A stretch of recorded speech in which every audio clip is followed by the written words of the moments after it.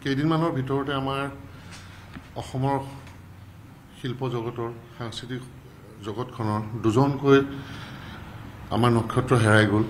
সেইটো আমাৰ কাৰণে খুব ডাঙৰ কথা।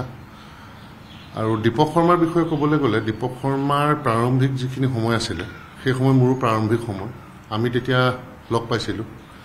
মই প্ৰথম লগ পাইছিলোঁ তেওঁক গুৱাহাটীত, পিছত কিন্তু মই লগ পালোঁ আমি ইষ্টাৰ্ণ ইউথ ফেষ্টিভেল কৰিব গৈছিলোঁ। আমি ইউনিভাৰ্চিটিৰ কৰিব গৈছিলোঁ বেহৰামপুৰত।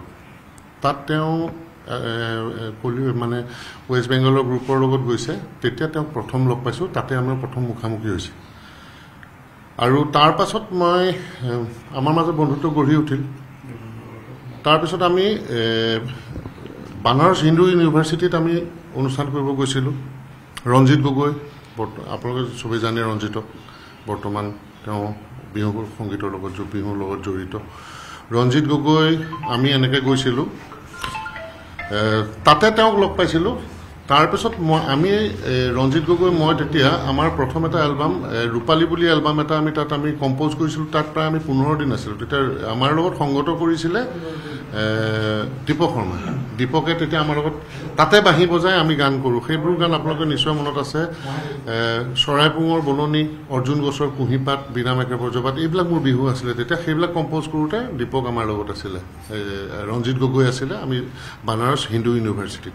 তাৰপাছত আমি আকৌ লগ পালোঁ আমাৰ গ্ৰুপটোৱে দিল্লীত এটা অনুষ্ঠান কৰিব গৈছিলোঁ। তেওঁ তাত আমি লগ পালোঁ। সেই তেনেকৈ বন্ধুত্ব গঢ়ি উঠিল। উঠাৰ পাছত আমি গুৱাহাটীত আমি একেলগে থকা হ'লোঁ। তেওঁৰ এখন কাইনেটিক স্কুটাৰ আছিল, সেইখন লৈ আমি ষ্টুডিঅ' যাওঁ আহোঁ। মোৰ বহুতো এলবামত তেওঁ পিছলৈ মানে তাৰপিছত আৰু তেওঁ বাঁহী মোৰ এলবামবোৰত বজাইছে। মোৰ ভাগৱতৰ এলবামত বজাইছে, ৰূপালী এলবামত বজাইছে। তেনেকৈ প্ৰায় 15-20টা এলবামত তেওঁ তেনেকৈ বজাইছে। তাৰপিছতো তেওঁ লাহে লাহে তেওঁ গৈ আন্তঃৰাষ্ট্ৰীয় পৰ্যায় পাই গ'ল। তেওঁ এককভাৱে গৈ সিমানখিনি পালেগৈ। আৰু তেওঁ এককভাৱে বহুখিনি কৰিলে।